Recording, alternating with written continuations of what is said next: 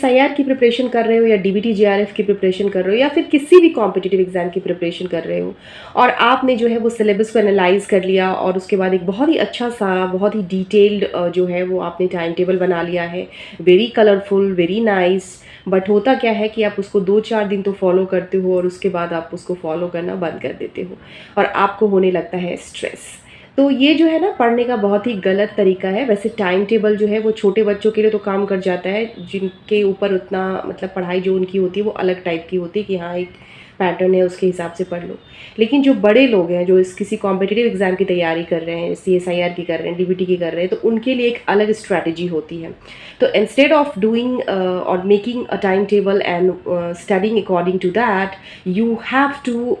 Firstly decide 2-3 points for your day. For example आपको सबसे पहले क्या करना है कि आपको जैसे सपोज आप मॉलिकुलर बायोलॉजी कंप्लीट करने वाले हो इस मंथ,